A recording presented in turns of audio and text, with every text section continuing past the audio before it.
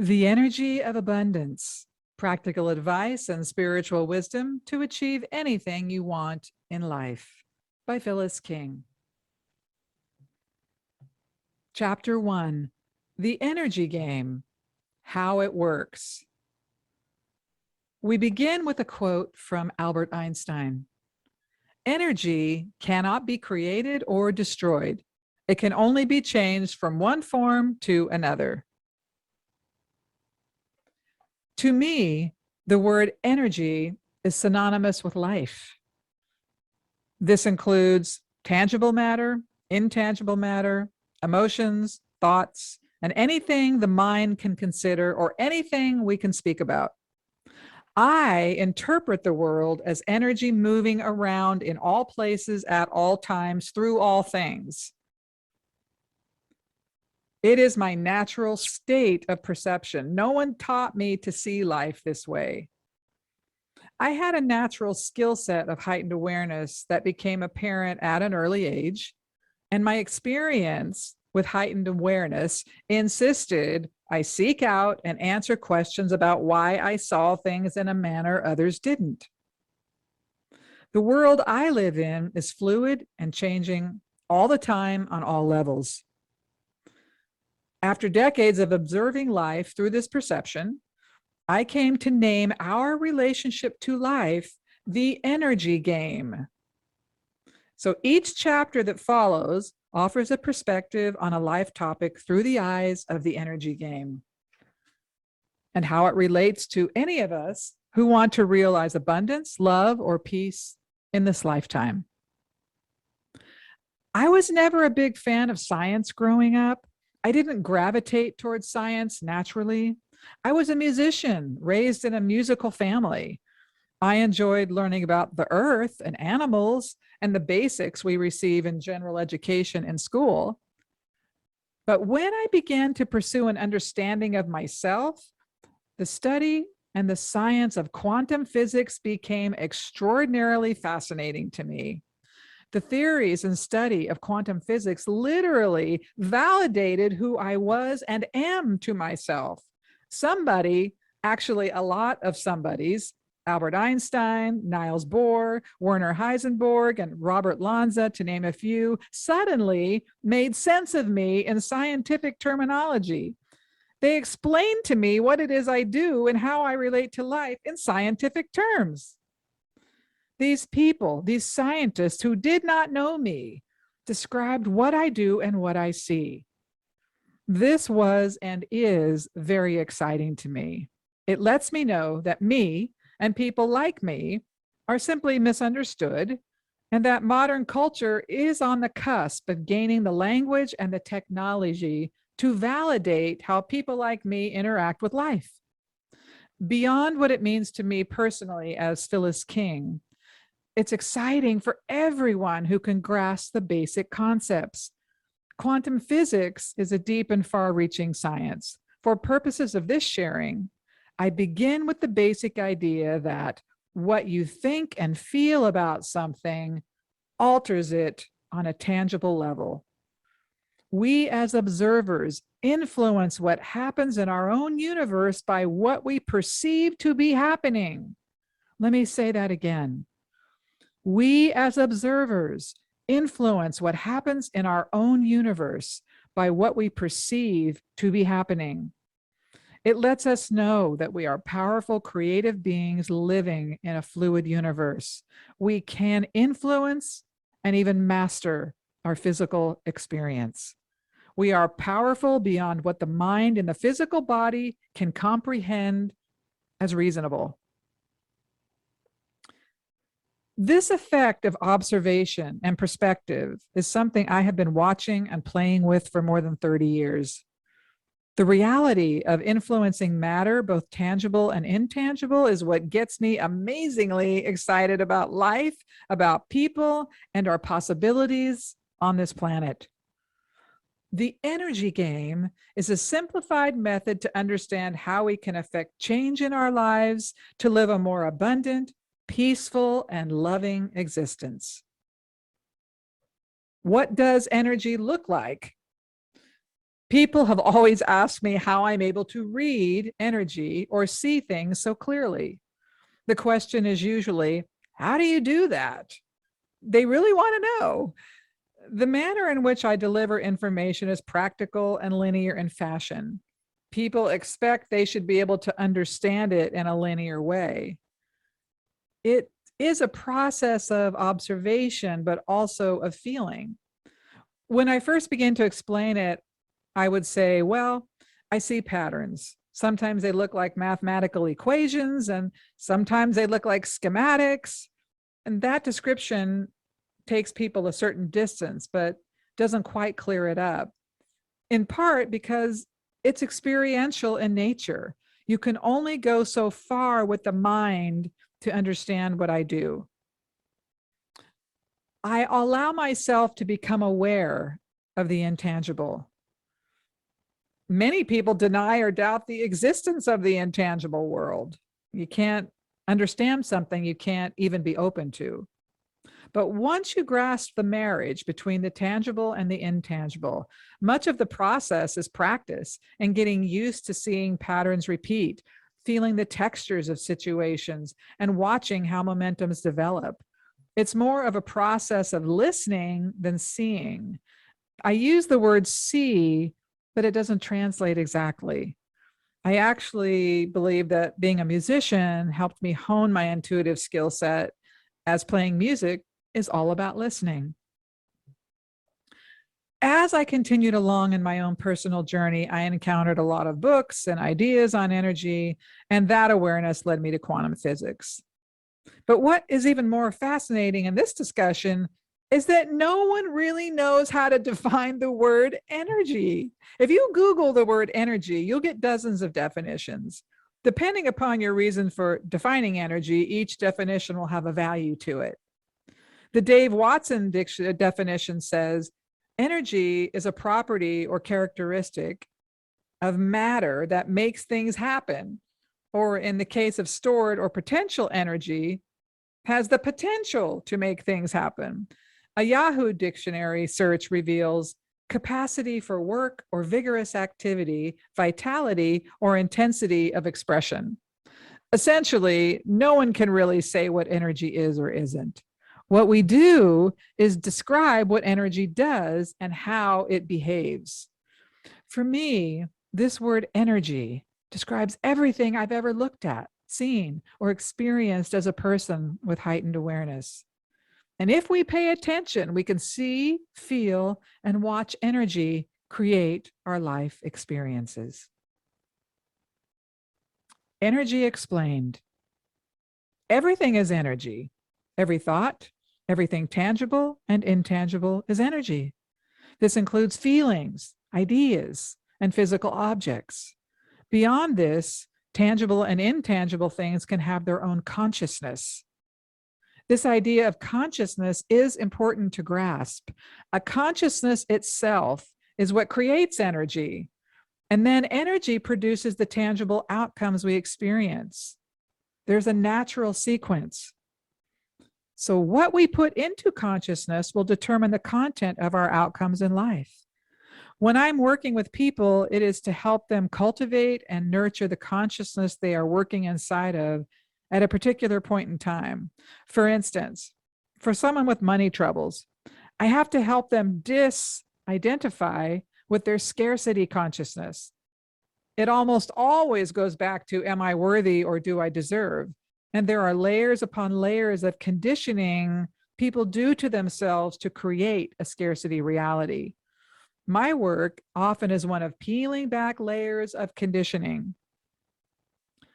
This is a whole being approach, not a compartmentalized approach toward abundance. Our money is not in one place, our health in another, and our relationships in another. The thread of scarcity will run through every area of our being. It shows up in conversation and language, in behavior, and in emotional integrity. I know that when the consciousness is abundant, the tangible matter or experience will feel abundant. We have to take the ego out of it A person may have a goal to make $1 million or to cultivate a relationship. Either can be achieved strategically, which is another discussion. But if we cultivate a consciousness of abundance, it takes the effort out of the process. Effort does not equate with working hard. It means emotionally effortless, that in our process, we are not in fear. We are not trying to control everything. We are not worrying about our creative process or our outcomes. Rather, we are in a state of trust, married to clear intention, fueled by hard work or shaping energy. The outcome we want resonates at a certain frequency and requires a certain level of energy. We have to generate enough energy to meet the requirements of the outcome. It's an exchange. If we want to allow abundance to drive our experience, we have to have a way to get in the flow of divine wisdom. That is an open position of listening and responding to the inner voice while behaving in life in an open position. If we bathe in frequencies of effort, we push energy in a way that is not in our best interest. It will only take us so far. We have to discover ways around the maze of conditioning in our being to allow divine abundance to flow in our lives. And this is the dance most people are learning to master. And it takes courage and determination, but it is doable. Our ability to go with the flow of life rather than resist it or get in the way of it is half the battle of creating the life of our dreams. For instance, energetically, effort is a mid-level frequency. On the spectrum of low to high vibration frequencies, high and spacious frequencies have the most potential for benevolent outcomes. Mid-level frequencies bring us to mid-level outcomes. It is when we allow high frequencies to govern our consciousness that we watch miracles and synchronicities occur all around us. Cassandra's story. The story that follows illustrates how consciousness creates our life. In Cassandra's story, there are multiple layers, as there are in all of our lives. The first aspect of her story reinforces that life is always urging us to heal. Life is inherently benevolent and loving toward us. In our experiences, we attract what we need to learn and heal. Life is always a mirror. What we put into consciousness energetically determines the exchange that comes to us. Whether we are consciously aware or not, for all of us, our ultimate goal is spiritual enlightenment. No matter where we fall on the continuum, we are all on our way there. So our consciousness will always create experiences that lead us to areas we need to heal in order to elevate ourselves into a higher state of being. When we can slow down enough to watch our process and listen, we will heal of our own accord. From healing, we grow, and from growth, we receive. So I had a client named Cassandra, names have been changed, who was a successful property manager of an enormous living community. She was experiencing difficulty with one of her primary contractors on the property. She described their interaction as, he's slacking off. He is behaving in an adversarial manner toward me, and he blows up at anything I say. I was able to see, as you, the reader, can see, that there's a pattern in this interaction. My first comment was, so we have a classic power struggle here. Cassandra, although very capable and experienced, was extremely stressed out by this situation. She was thrown off her game. Her approach to solutions was entirely from the perspective of getting him in line or having to confront him or potentially fire him. Cassandra was working from a consciousness that said, I have to control everything. If I don't control everything, the outcome will be awful. That consciousness excludes divine collaboration. It's like a hand squeezed tightly. There's no room for any energy to come in. So my job was to help Cassandra see how her consciousness was based in control and scarcity. And as we moved into the discussion, Many layers of contracted frequencies became apparent in her story. The first step I took with her was to take the attention off the contractor and turn her focus to her own reactions and perceptions about what was happening. Whenever any of us are highly emotional in our reactions, meaning we have lost our balance, 99 times out of 100, the emotion is tied to past time trauma, but the event in the present moment has triggered a reservoir of unresolved pain being released. That results in the potency of the reaction. Cassandra experienced abuse on many levels throughout her life. She often had adult authority figures punish her for being a truth teller or being smart. If she spoke up about injustice or punitive treatment, she paid dearly for it. From that place of conflict with authority figures, she grew up feeling she had to prove her worth and value in life to anyone who had authority over her or who challenged her. It was rooted in her very means of survival. So when she began to butt heads with the contractor, her unresolved wounds from the past flared up in living color. This scenario begs the point that we can't deny our past. We can try to do that. That's one strategy, but that doesn't stop the past from having influence on us. We can hide, move thousands of miles away, and block it from our minds. That won't dissipate the energy. There are energy practices that can dissipate old energy from our being without ever speaking about it. But most people in our prove it to me culture, and if I don't see it, I don't believe it culture, aren't open enough to access or learn those techniques. I have offered one very potent technique in my free download on my website, 30-day plan to jumpstart your life. But most often, what we have to do is look the energy square in the eye and say, I am master over you. And that's when the energy dissipates, when we actually believe that. We can always tell where our unresolved pain lives by how we feel and how potent our reactions are to life. It's a perfect system. I worked with Cassandra to help her see that it isn't what she does or doesn't do with the contractor that is ultimately important. It's how she manages her internal world and reactions to the external world. If she manages her internal world successfully, the external world will resolve with much less effort, that is, abundantly. We cannot expect a positive outcome when the energy we use to resolve the experience is filled with chaos and pain. That's like making soup with dirt and spoiled milk and expecting it will taste delicious. Together, we worked on her internal dialogue, specifically those things she tells herself are true about her worth and value. And when the contractor called her authority into question, it caused her true belief about her own value to expose itself. That is what caused her to become distressed and put her back in survival mode. She was reacting from past time trauma.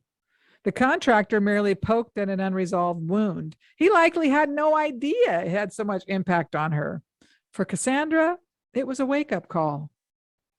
So many times when challenge comes upon us, we choose to only look at it as this bad thing is happening. But that's an ego perspective. The ego says pleasure and comfort equals happiness. The soul says everything is abundant. Our ability to cultivate a bird's eye viewpoint and see that there is a purpose to what is happening is essential. It's Abundance 101. Until Cassandra or any of us bring old hurts into balance, our abundant core power seeps out of us, renders us half capable of creating benevolent outcomes. So long as any of us question our value or the value of the experience we're having in life, we reject the very abundance we seek.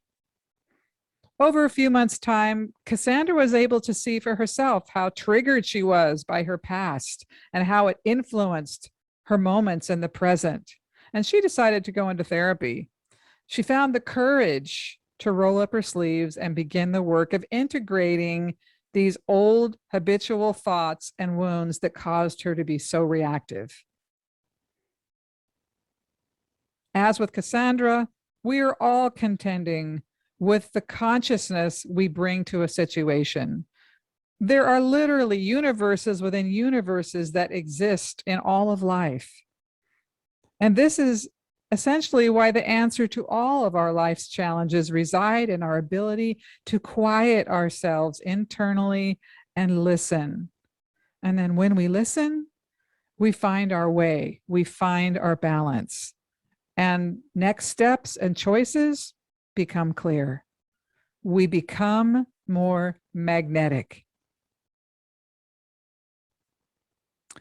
In the energy game of life, it is, of course, an inside game. When we master the inner game, success follows in the external world. It has to. Quantum physics shows us it's simple math. And when we get out of our own way and approach life from the inner world perspective, we find all the energy and inspiration we need to do the work of putting out energy to pull in energy. That's what meeting our dreams is about. Our dreams require a certain level of energy. We have to create that energy internally first and put it into consciousness at large. And it becomes about the exchange. As quantum physics demonstrates, thought precedes matter. What you think about something alters it. If we are still inside, full of love and trust for life, the only outcomes that are possible are benevolent. When we create peace internally, and that becomes the baseline of our creative process, all of our creations fulfill us. Now, this doesn't include the karmic discussion, which we will have later in the process, but essentially when your foundation is peaceful and full of true, authentic love, the only thing you can create will have those elements to it. So from my view, looking at energy, the mechanics of the energy game, it flows on a spectrum. On one end of the spectrum, you may have apathy, boredom, and depression. These are low-level, slow-moving frequencies. They are compacted in nature, meaning there's not a lot of space in them. When you create life or observe life from a compacted position, you set in motion a chain of momentums that will take you to a place of more contracted vibrations or limited outcomes. When I use the word limited, I intend to mean without space. And space is really the magic word. When we are infused with space, there's room for new energy to come into our experience. Conversely, on the other side of the spectrum, we have happiness, generosity, enthusiasm, and joy. Of course, everything else exists in between these two polarities. But on the side of the spectrum with happiness and generosity, we're working with high-level frequencies. They are very fast-moving and filled with space. When we can create from this energy, this part of the spectrum, we are always going to like what we experience on the other end of the pattern. I consider getting to the other side of the pattern or momentum as a gestation period. Just like a pregnancy, it takes a period of time to grow a momentum and reach a birth of some kind. Your level of personal commitment, how awake you are to all the frequencies and forms of consciousness working in your life, and the consistency with which you hold high-level frequencies often determine the timing of your outcome. Not always, but most often. So one can see from this formula that taking care of the inside world is a full-time job. This is the task of living in a human body. It is the dance of duality on the planet. You don't really have time to worry about anyone else's shortcomings or flaws.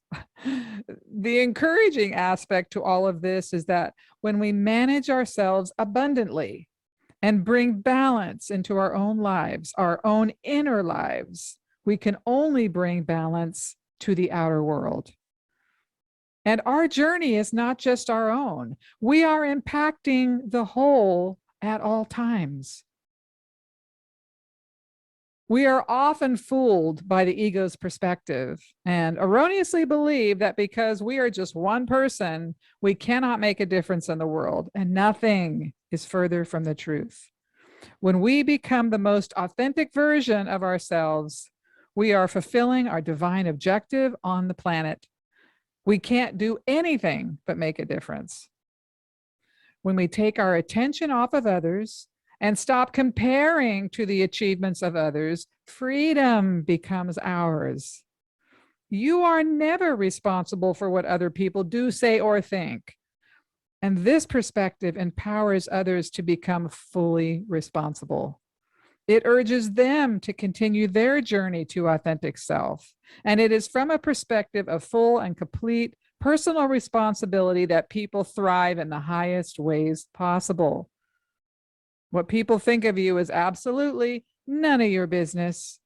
Your job on this earth, in this human experience, is to be and do you to the best of your ability. And in so doing, you become a force for love and peace. You set the bar for an empowered humanity.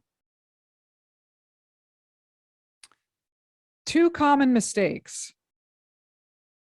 When it comes to outcomes, there are 2 very common mistakes many people make. Let's go over those. 1, giving up on what you want. There is an idea out and about that an outcome needs to happen in a specific period of time. And when it doesn't happen, people give up. This is an example of trying to force energy rather than adjust internally to heal the impediment to receiving our outcome or to cultivate a different strategy or perspective to get us to our outcome. We give up, we lay down. The skills we develop to realize our outcomes are what cause us to develop and grow externally. That growth and the internal message of, I did it, is what brings us happiness and makes us feel successful in life, not the outcome itself. The outcome is the frosting on the cake. I love frosting, by the way, but the journey to the outcome is the cake. Long after the stimulation of the outcome has faded, the work you do to grow yourself is what you take with you and what makes you feel proud and respect yourself in your life. With mistake number 1, I concede that there are moments we have deadlines and have to get from point A to point B in a specific time frame. I am referring to those projects, paths, and goals people have that matter to their heart. So I had a client, Gretchen, who called my radio show for a long time. She desperately wanted to start her own business. She had a solid entrepreneur mentality. And one day I got a call from her on the air after I hadn't heard from her for some time. And she said to me, Phyllis, I am so excited and happy to share with you that I started my own business and I am living my life's passion and I am just thrilled. I wanted to tell you that. And then within the next breath, she said, but I do have a question today. And that question is, will my business thrive or will I have to go back to another day job? Thank goodness she couldn't see my reaction on the radio. My heart sunk a bit because it pains me when I see people give up on themselves or further set us such unrealistic expectations that they're forced to give up before success can take root. So I had a discussion with her on the air, and first it was practical. It takes any business, with rare exception, at least a year to get up and going. Typically between year 2 and 3 is when people begin to thrive. She had only been in her business 4 months. Then we talked about this idea of spending years of your life making someone else successful, but not being willing to work hard for a few years to make yourself successful. Then we spoke about energetic principles of success and how they take root and how we magnetize energy to ourselves. Gretchen did keep going with her business, and it did take her several years to begin to thrive, but she did thrive. And ultimately, she was able to sell the original business she built and positioned herself into another opportunity. We have to be willing to face our fears and self doubts and trust that life will support us in being abundant. We have to continue to grow our inner self. And then, when we are in alignment with those activities of trust and self growth and self awareness and all those feelings that make us feel like us, we know it's the right choice. And the right choice makes itself manifest in our life. When people embark on the life, the path, the practice of being awake in life, of learning to allow rather than achieve, it's common to default to the ego's perspective until we have mastered the art of it. Gretchen was the perfect example of how the pattern goes, how it happens.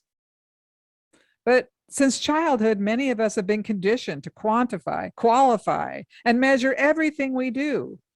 We insist on imposing limitation upon our creations. We look at life through the small lens of the ego. And the problem is that the ego is a limited form of consciousness.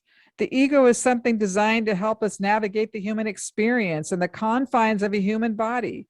How do I feed myself? How can I fill out my tax forms? How can I read this map? Where's my grocery list? But when it comes to answers about how do I get happy? How do I find love? How do I connect to life purpose? The ego doesn't have the capacity to answer these kinds of questions. It will always give us a lesser view of our capability, a smaller answer than what is truly possible. The ego does not understand unlimited form of consciousness. And this is what each of us is. We are divine in nature, living a life that never ends.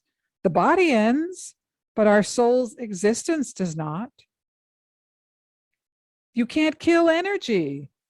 Remember Einstein? It just changes into other forms. We must learn how to defer to the wisdom of the soul's eternal knowledge, rather than the perspective of an ego that was designed for a finite experience. And when we do that, life becomes a joyful adventure. And this is a key element in living a conscious life.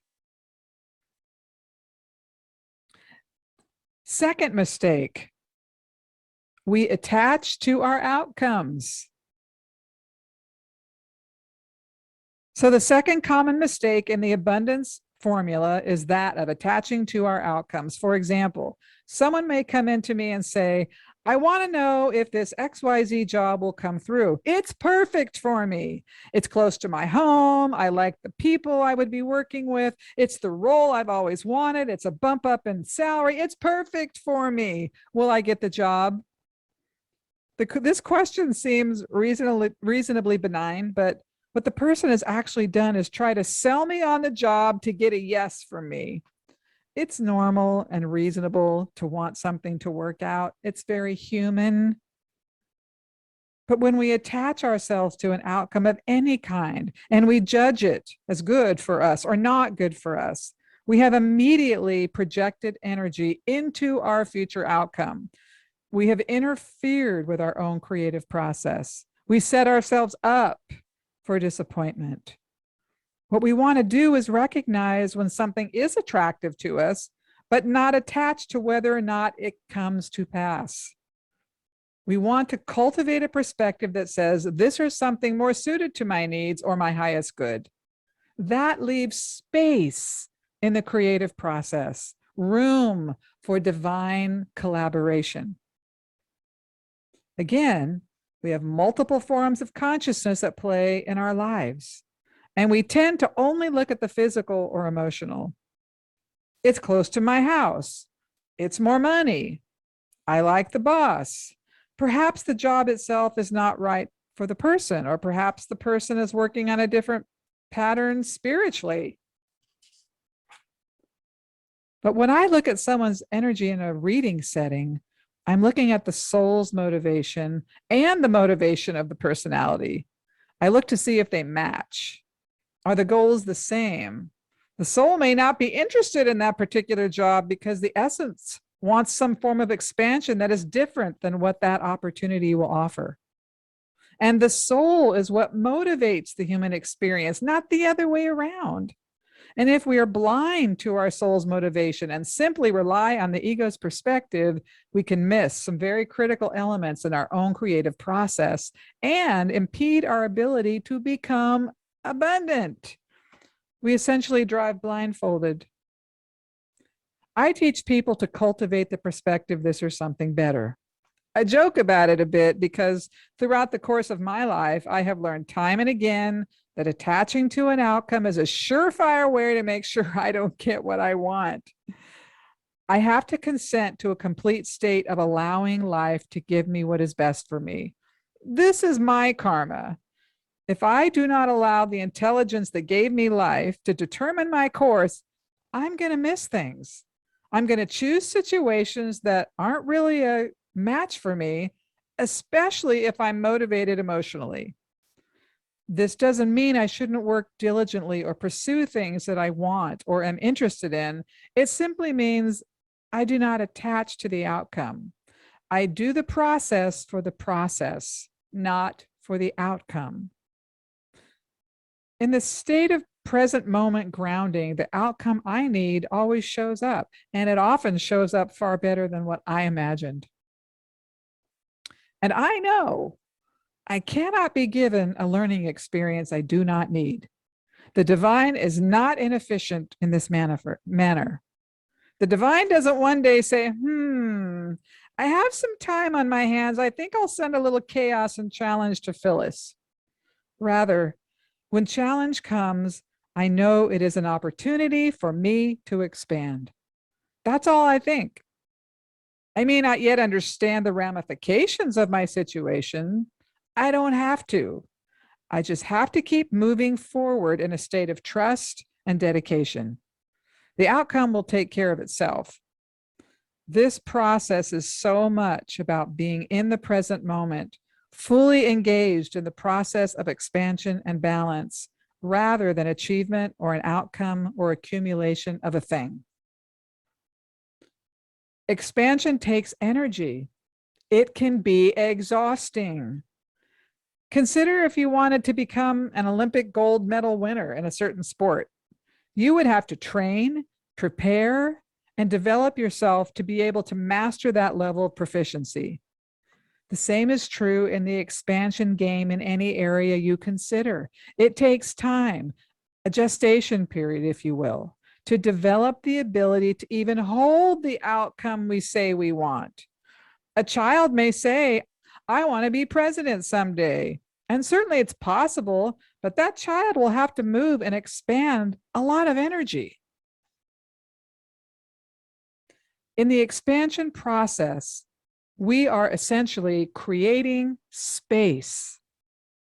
Science teaches us that beyond the atoms and molecules that represent physical matter, 99% of everything is simply space. The more space we allow into our experience, the more room we have to allow something new in.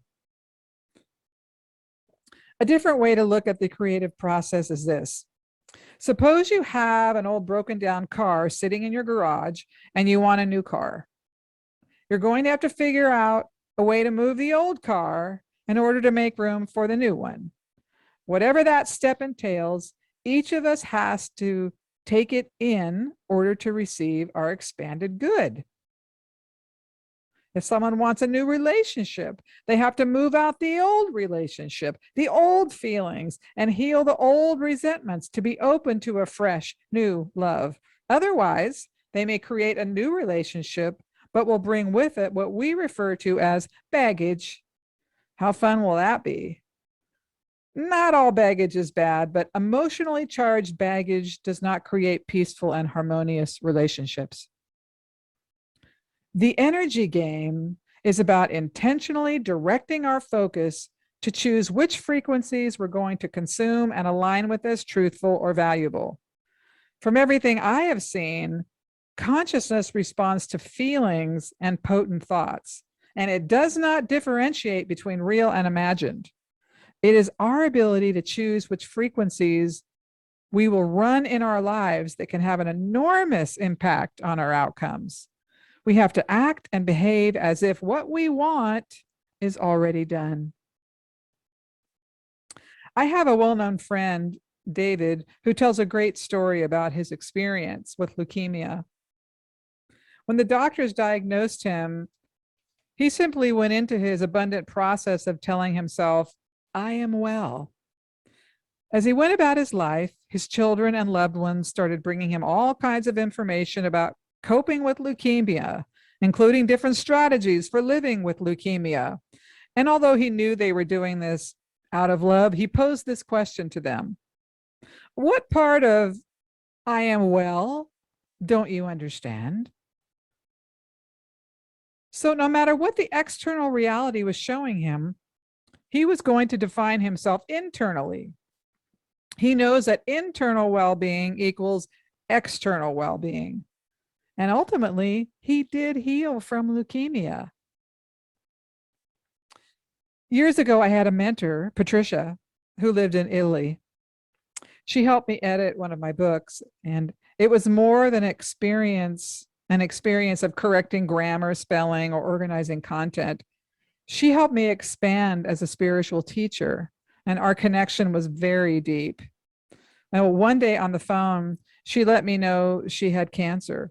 I immediately started blubbering and crying, and I started going on about how sad I was that I couldn't come give her a hug. You know, I had small children. I couldn't just jump on a plane and go to Italy to see her. While I was going on and on, in a moment, she simply said, Phyllis, stop. I was taken aback. I thought I was expressing my love and concern for her. But I was actually absorbed in my own reaction. And she said, if you want to help me, see me well. All your worry and concern doesn't help me. Essentially, she was telling me in her own words to play the energy game with her. I never took that position with her again. Within 7 months, she was healed from her cancer. And so in the first person, I learned the value of seeing someone well as an approach towards supportive healing. Life is going to throw us curveballs. We do contend with a human body.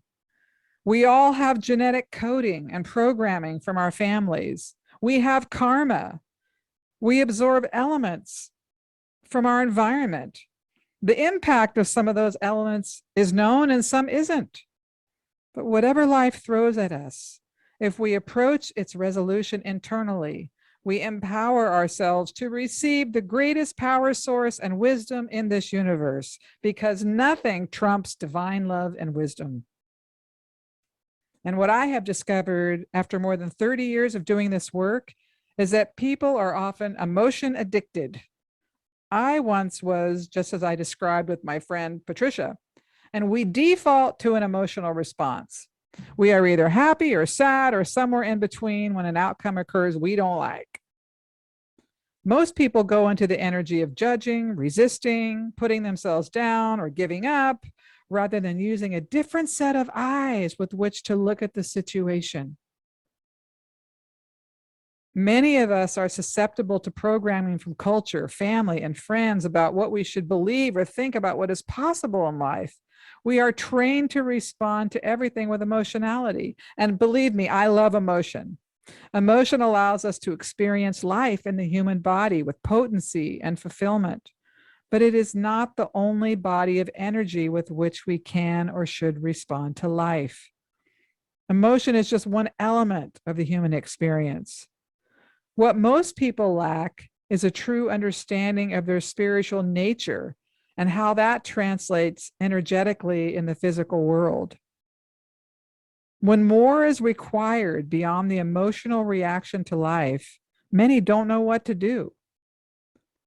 So when I talk about the energy game of life, it is to express spirituality in terms that a typical individual, perhaps even a skeptic, can understand.